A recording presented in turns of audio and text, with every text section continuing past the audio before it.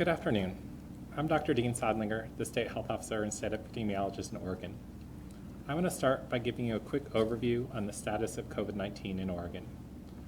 To date, we've recorded over 27,000 confirmed and presumed cases of COVID-19, including the 140 individuals we're reporting on today. Sadly, we're reporting 3 additional deaths today, bringing our statewide total to almost 470. We offer our condolences to the families who have lost a loved one to this disease. New cases continue to decline, and that's a positive trend. But we have a long way to go before we can safely bring our students back into classrooms across the state. While our COVID-19 data shows that we are doing better than many other states, the virus continues to be a threat in our communities, and we're not close to keeping the infection rate at a level we need to safely reopen all schools across Oregon and keep students and staff safely in schools. Statewide, our case counts averaged under 250 a day last week, much lower than they had been previously. And in order to meet the reopening metric, that number would have to drop to almost 60 a day. Our collective actions have reduced transmission rates since the increase we saw following reopening, and we see that confirmed by the decline in new infections as well as hospitalizations. Oregonians have flattened the curve again. In addition to examining the spread within Oregon, we continue to learn from other communities. Young children appear to have increased levels of virus in their noses, like they do with other respiratory viruses. As communities reopen and children spend more time outside the home, we are seeing increased cases amongst children. But what data from other communities show us is that when schools reopen, when the cases in the community are low and safety measures are in place, spread within schools is limited, and quarantining of students and staff with all of the associated disruptions it brings are limited as well. So in order to safely reopen schools and limit the spread in schools, we need these low levels of spread in the community and safety measures in place. We all need to keep doing our part to slow the spread of COVID. Stay at least 6 feet away from people outside your household. Limit the size of your get-togethers. Wear your face coverings when you're outside your home. And we need everyone to follow these guidelines. With that, I'm happy to turn it over to Oregon Department of Education Director Colt Gill to talk about what families can expect at K-12 schools this year. Thanks, Dr. Sidelinger. Really happy to be here and join you today. And I wanted to first reiterate what you talked about to be sure that folks are following those guidelines, especially with this upcoming holiday weekend. I think it's really critical that folks watch the group gathering sizes, that they maintain that physical distancing and wear those face coverings so that we can get closer and closer to opening our schools. We've worked really closely with the Oregon Health Authority and the Governor's Office to develop guidelines for our schools. Our priority is to open our schools to in-person instruction as soon as the metrics show that we believe that we can do that in a safe way that is stable so that we can get them open and keep them open in a safe way for our students, our staff, and the families that they return to each day. Across the state, schools are operating in a mix of in-person and distance learning this fall. When the metrics show that students and staff can return to in-person instruction, we have some of the most comprehensive guidelines in the country to help keep them safe and help avoid the further spread of COVID-19 in Oregon. We focus on entry screening when students first arrive at school, physical distancing while they're there, wearing our face coverings, hand washing regularly, and we cohort students into small groups to limit the spread of any sort of outbreak. We focus on cleaning and disinfecting, airflow and ventilation, and quarantining and isolation measures when they're needed as well. We also know that many students will start this school year in comprehensive distance learning. Comprehensive distance learning has rigorous requirements for teacher training, family engagement, and daily engagement between the educators and the students that they serve, access to quality grade level curriculum, and assessment of students as they progress through Oregon's academic standards. And importantly, we're really focusing on equitable access and devices for each student. Schools have an increased opportunity and a responsibility to prioritize and target investments for students who have been historically underserved or marginalized by our school systems and those impacted by the closure this spring. Schools were provided with additional time to work with teachers to prepare for comprehensive distance learning this fall, and that's why some of our schools are starting a little bit later than normal. They are asked to directly focus on closing persistent gaps and inequities while maintaining high expectations for students and for themselves as educators. I look forward to your questions, but for now I'll turn this over to Oregon's Early Learning Systems Director, Miriam Calderon. Thank you, Colt. Good afternoon. My name is Miriam Calderon. I'm the director of the Early Learning Division. I want to talk a little bit about what the ELD does. The Early Learning Division is focused on young children and families. We operate programs that help families access early learning opportunities such as preschool. We provide training and other supports to professionals that work in childcare and preschool and early learning programs. And we have the responsibility to assess and regulate childcare that serves children beginning at 6 weeks of age all the way through age 12. During this emergency, that has included childcare programs that have operated and continue to operate during the pandemic. I want to talk a little bit about what is happening with childcare and some of our early learning programs across our state. First, it's important to say that we are not operating normal childcare in Oregon. Childcare has been closed since March, and childcare providers have been given the choice to operate as emergency childcare. That means that they operate under very strict guidelines to protect the health and safety of children, families, and childcare staff. We have revised these guidelines several times. New childcare guidelines went into effect this month. We worked with the Oregon Health Authority to be able to update the public health recommendations and practices that you see in childcare programs, because we are every day learning more and more about the virus and updating it and learning more about what we can do to mitigate the spread of the virus in the childcare settings. So if you're a parent who is using childcare for the first time, or your child is starting preschool soon, or you've been using it throughout this emergency, I'm sure you're noticing a lot of different changes associated with how the childcare program or preschool is operating. Things very similar to what Colt just talked about and the practices that schools would put in place. Parents are not permitted inside for drop-off or pickup. Childcare providers are doing health checks. They're wearing face coverings. Face coverings are also being required for children ages 5 and up. You'll see providers doing more cleaning and sanitation. You'll see providers and children all doing a lot more frequent hand washing. We know that families are truly making very difficult decisions to balance their children's care and the education with their own responsibilities. And we know that at this time is pretty difficult, and in some communities especially difficult, to be able to find childcare that meets your needs. We understand this, and I want to talk a little bit about some of the options that families have and solutions to find safe care. First, any family that is looking for emergency childcare in their community can contact 211 and get a list of available emergency childcare providers in your community. If you have a need to get assistance with the cost of childcare and affording childcare, you may be eligible for a program administered and operated by the Department of Human Services called the Employment Related Daycare Program, and you can apply by contacting Department of Human Services. We also are working with communities and community partners to provide information that will help families and communities come together, in particular around safe options for school-age care.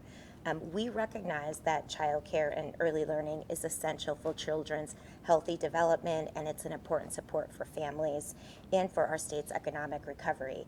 That is why childcare remains open under emergency conditions. We want to make sure it's available, it's safe for families and children, and the staff that work in these programs, and that it operates in a manner that doesn't further community spread of this virus, because our shared goal is certainly that more childcare can operate safely, families have more access, and the children can return to school in person as soon as it's safe to do so. So with that, I think we are ready for your questions. We want to make sure we can get to as many school-related questions as possible, so we won't be taking questions other than COVID-related school questions and childcare. Great, thank you. It looks like we have a first question from Joanna, who asks, where can we report school reopening violations? So at the Oregon Department of Education, if you go to our front page, so you just look up Oregon Department of Education in Google, that will bring you to our home page. At the top of that home page, there's a banner that's called Ready Schools, Safe Learners. Click on that banner and it will be really clear where there's a place to either make a complaint, and a complaint can be brought forward by a student, a staff member, a family member, or a community member at large. Or report any kind of violation where you believe a school may not be following the state's guidance. That could be related to reopening, or when they do reopen, if you believe they're not following the guidance. We will then work closely with the school district and help to provide some technical assistance and hopefully resolve it right away at that level. If that doesn't work, we'll work with Oregon OSHA, the Occupation Safety and Health folks, and they will work on enforcement with that school.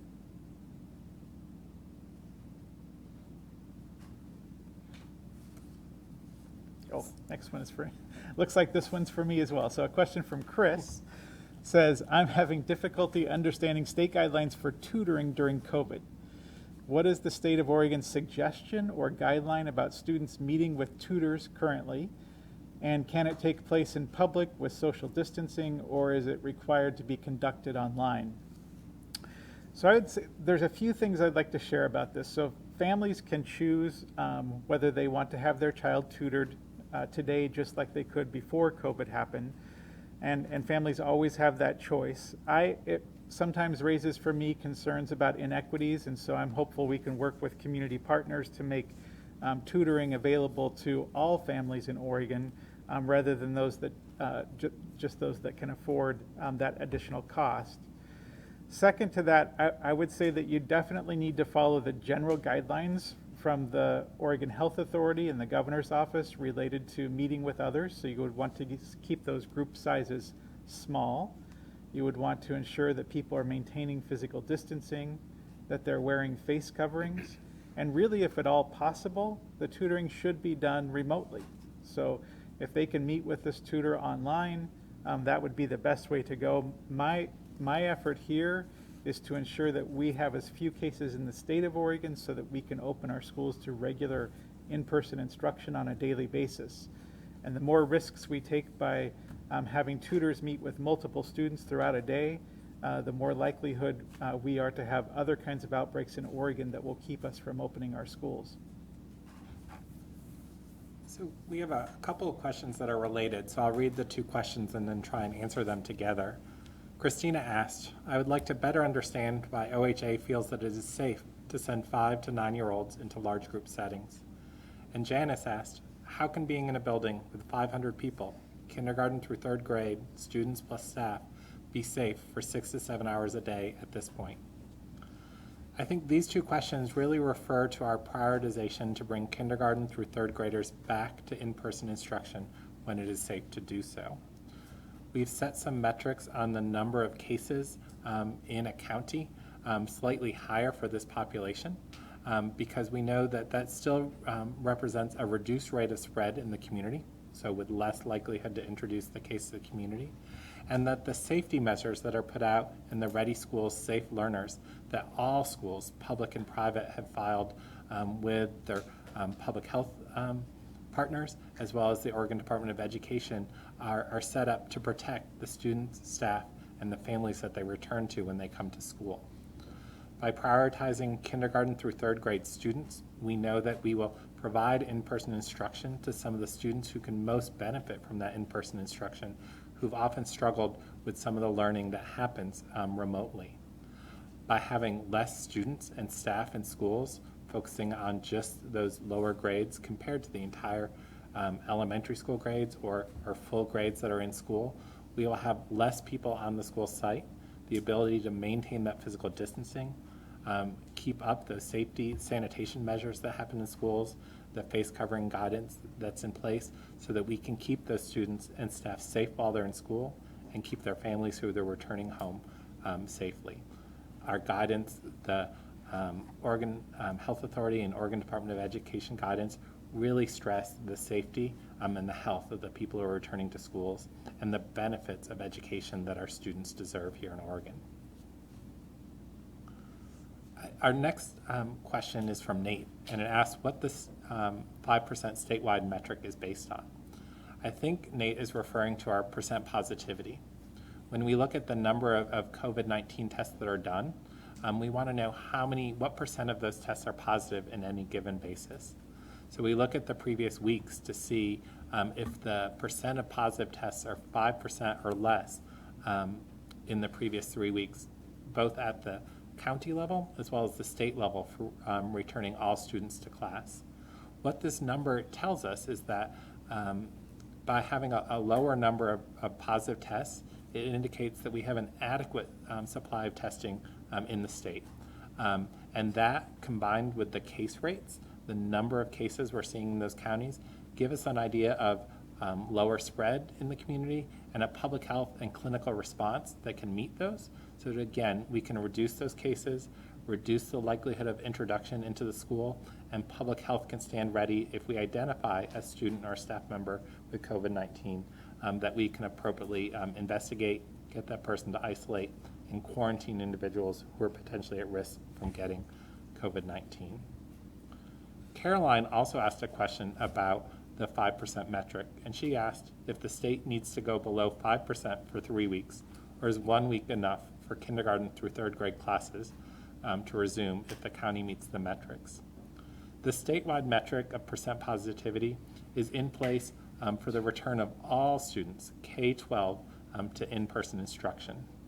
For our exceptions, the prioritization of kindergarten through third grade, the statewide metric doesn't have to be met. It just needs to be met at the county level. In addition, we know that some of our remote and rural communities may not have any COVID in them, so we have other exceptions for those schools to work with local public health if they're not seeing spread in the community. And those, again, are not dependent on the state meeting a metric of 5% or any other metric. We have an additional question from Michelle, who asks if cases from congregate living facilities are excluded when calculating school metrics. If not, what is the reason? The data that we publish each week on the OHA website on Monday, and then working with our education partners to present in a more comprehensive fashion on Thursday, right now just have the raw rates, the number of cases of people living in a county over the population in that county, so a rate per 100,000. We do know that in certain situations, cases may not present a risk to the broader public or to the students and staff who are returning to school.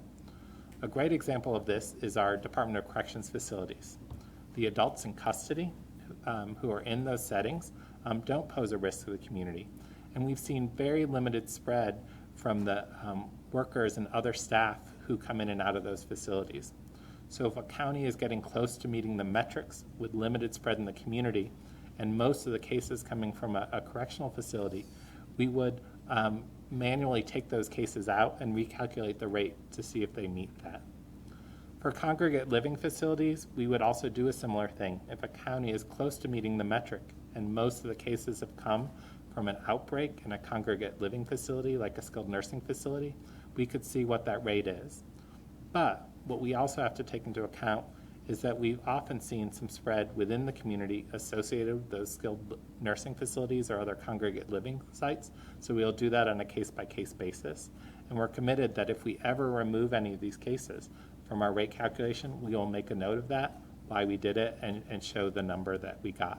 But for now, the numbers that you're seeing include all of the cases in a community. It looks like I'm on a roll. I think I'll start with this next question from Christina and then see if Colt has anything to add. But Christina asks, what has OHA done to require trial runs of in-person education for kindergarten through third grade before districts roll out in-person schooling on a broad scale? And what tools or resources does OHA have to make sure that local schools are correctly implementing their hybrid learning and in-person learning plans? So I'm going to start again and reiterate some of what we know about the spread in children and what we don't know. What we do know is that children, and in particular young children, can get this disease, that they are less likely to have complications, so may be asymptomatic, and may not require hospitalization for their cases. So that's all good. What we also know is that similar to other respiratory viruses, they may have more virus in their nose, and so that indicates that they may be more likely to spread the disease than older children or even than adults. But the research hasn't borne that out completely with COVID. What we've seen in some studies is that the younger children may not be spreading the virus as much. But as kids are out in the world and moving around more as we reopen, we are seeing increased cases amongst kids. But what other communities have taught us is that if we wait until spread comes down, as we do with our kindergarten through third grade metrics, that is less likely to introduce COVID into the school. And if we have strong safety measures in place in the school, students and staff are going to be protected. We've seen, particularly in some other states, that when case rates are high and these measures aren't in place, we very quickly see spread within the community, and that can result in kids having to return to distance learning, and that disruption is often very difficult for families and students. Colt, do you have anything you'd like to add to this? Yeah, I think so. I think the section where she asked, how can we be sure that the schools will follow these guidelines? So we tried to create accountability through transparency. We first asked every school that's opening to any kind of in-person instruction, whether that's limited in-person and they mostly will operate in comprehensive distance learning, or whether they're bringing K-3 students back, or whether they're able to bring all of their students back, that they create an operational blueprint.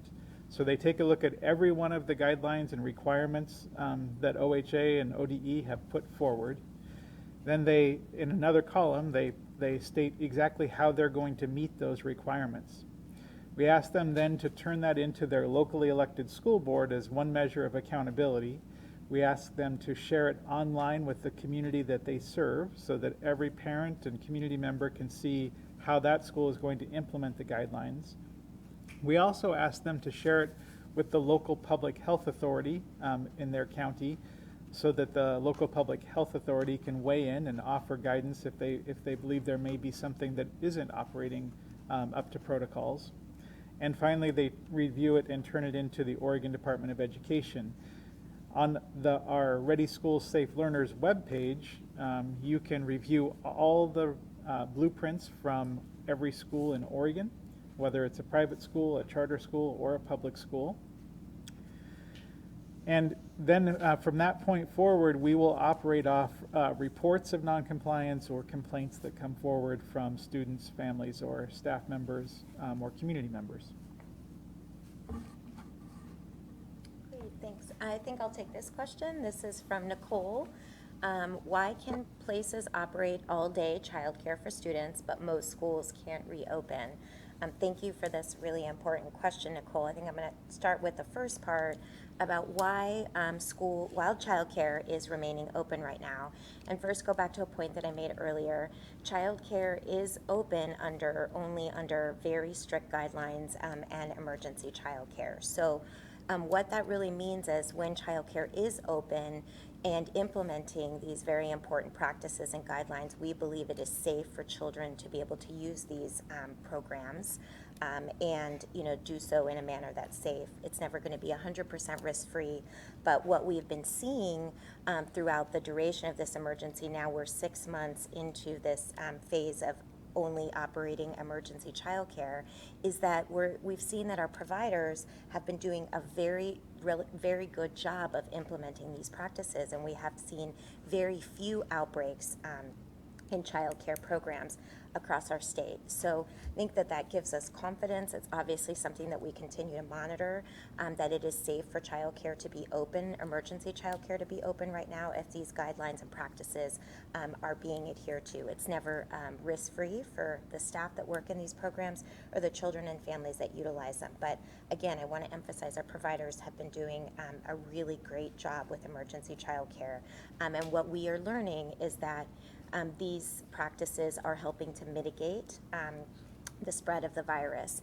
And again, I want to emphasize that if the virus is well controlled in the community, childcare will be even safer for families to utilize, and we can get back to hopefully a time when we can have more robust access to childcare. So that's the piece I really want to stress, and I think I want to ask Colt to speak more to the issue of while schools are closed, but again, you know, I'll conclude with saying that we know that from a consideration of family and child development needs, childcare does need to be open.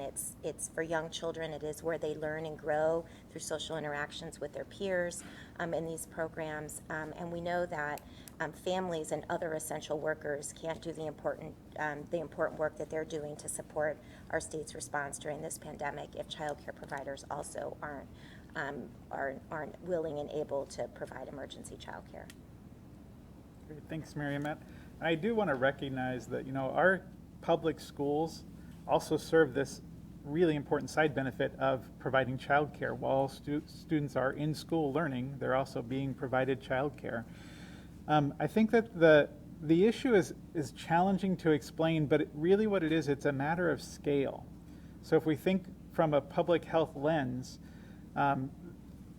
most of our childcare settings are in smaller settings than our schools are. We're not bringing in hundreds of students at a time into a single building for a long duration of time in close quarters. Secondly, in Oregon, public education is compulsory. So when we start up school, we have an expectation that all the students in Oregon return to school. When we do that, we are talking about well over 750,000 educators and students coming into our schools every day and being in close quarters for a long duration of time. That is a significant number of people who haven't been together in Oregon since late March, and bringing them into a new space where at the level of COVID-19 in Oregon, we're sure to bring some of those cases into our school, and even with many precautions could begin to spread that among students and staff members, and then home to their families and out into our communities. So our goal is really to open our schools when we know it's safe, when we think there are fewer cases in Oregon. The measures that we take in our schools will help to keep them open, and we won't be going back and forth between distance learning and in-person education. With that, it looks like there's a question from Colleen, who's curious about what happens when a child tests positive for COVID-19, and does the entire class and the teacher have to isolate or quarantine at that point? How many extra teachers do we have in Oregon? So what we created here, and it's again on this Ready Schools Safe Learners website at the Oregon Department of Education, is a toolkit for COVID-19 scenarios in schools. It provides a checklist so that our schools can work hand in hand with the local public health authority whenever a person comes into a school who's symptomatic, or a person comes into a school who has tested positive, or has been in contact with a confirmed case of COVID-19. It runs through about a dozen or so scenarios like that and provides directions for the individual, for the school, for the local public health authority, so that everybody knows what steps that they need to take. Typically, it would not mean that a school would close down fully. It would typically mean that those that were in contact with the person who tested positive would need to quarantine for a period of time.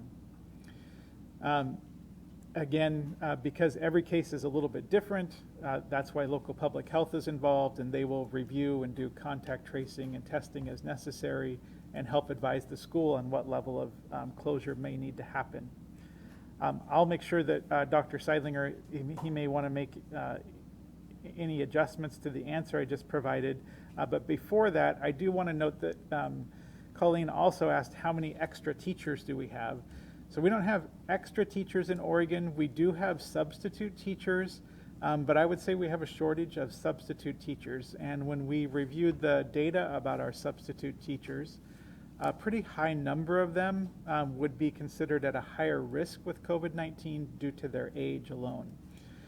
So we are pretty worried about the number of substitute teachers that we would have in Oregon that would be ready to step into a classroom at this time. And we also need to think really carefully about all the training that our regular staff are going through and how we would translate that to substitute teachers that might come in at a time of need, and make sure that they have the training needed to follow the guidelines. Thanks, Colt. I think Colt did a very good job explaining what would happen if we identify a case in school.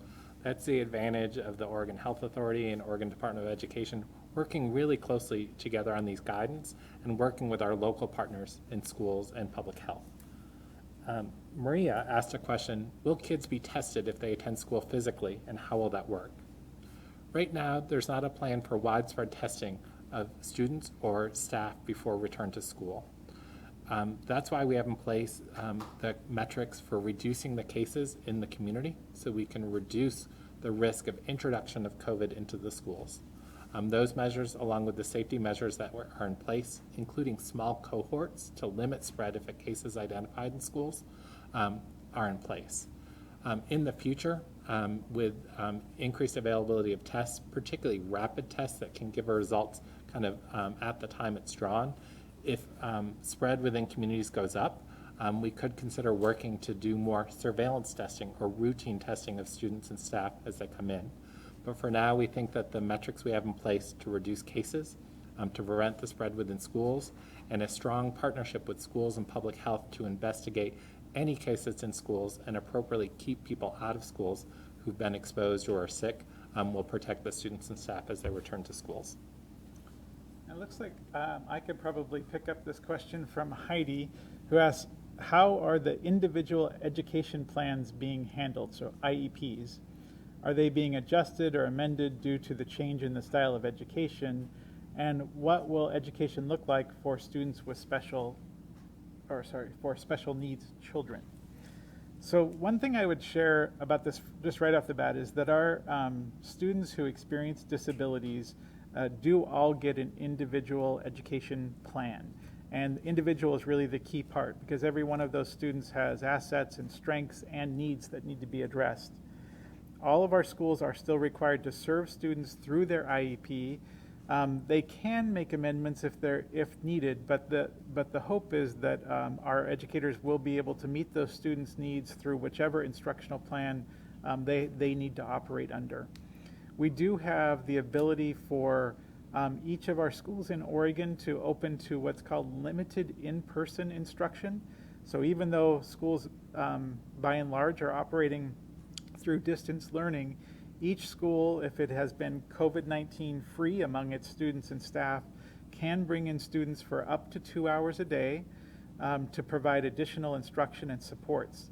Now this is voluntary, so a student whose family may have a high-risk individual and does not want to attend in person at this time could choose not to, but it is an opportunity to work in person with an educator or to visit a counselor for some social, emotional, or mental health well-being is also available. So that's a possibility as well. I think I can take the next couple of questions that are coming in. Sarah asked, why are private schools opening for in-person learning when public schools aren't?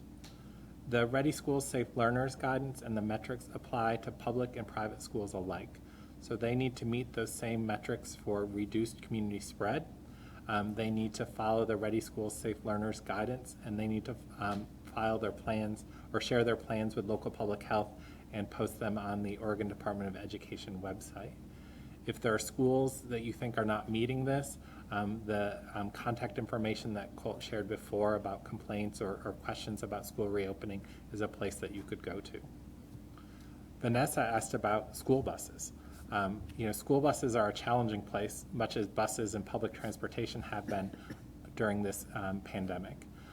We have guidance in place for school buses with increased cleaning of the commonly touched surfaces, with spreading kids out within the bus, and using face coverings before kids and the driver get on the bus to protect those on the bus.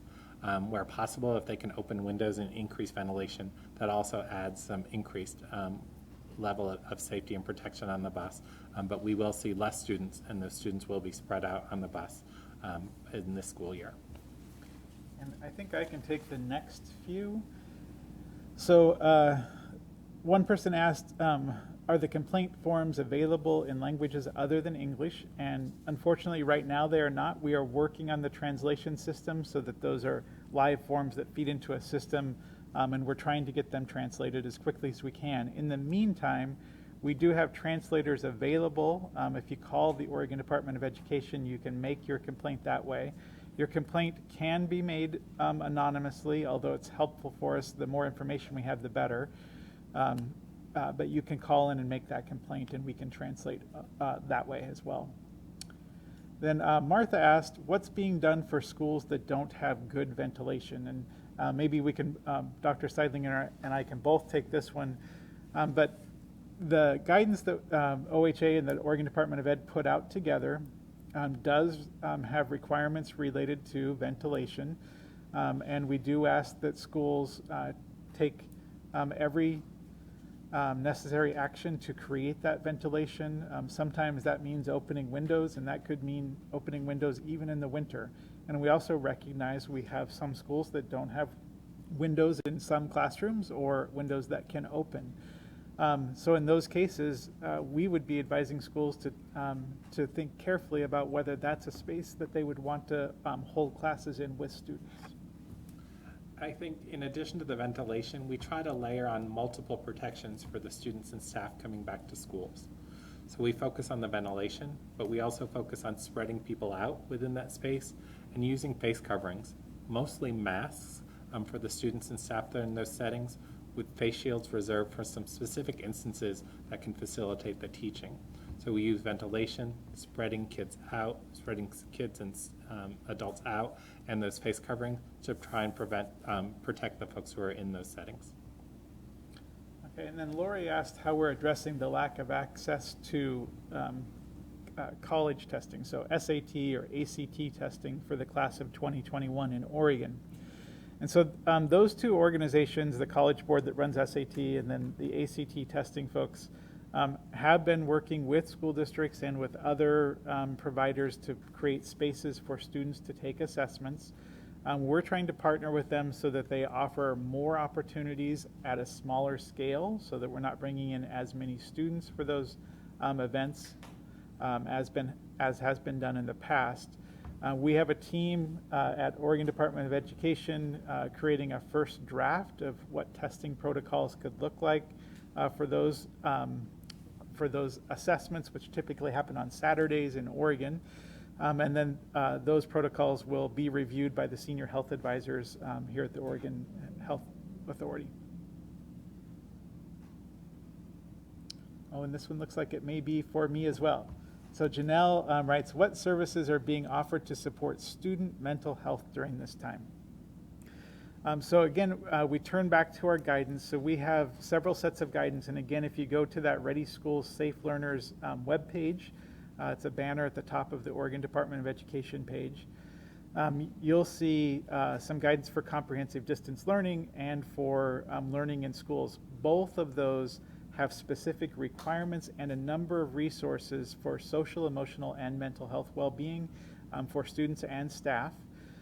They are designed to be delivered or shared resources from peer-to-peer, from families to their children, from educators to students, and from some of our school health specialists, who could be mental health specialists or school nurses or others who work directly with students to provide some of those services.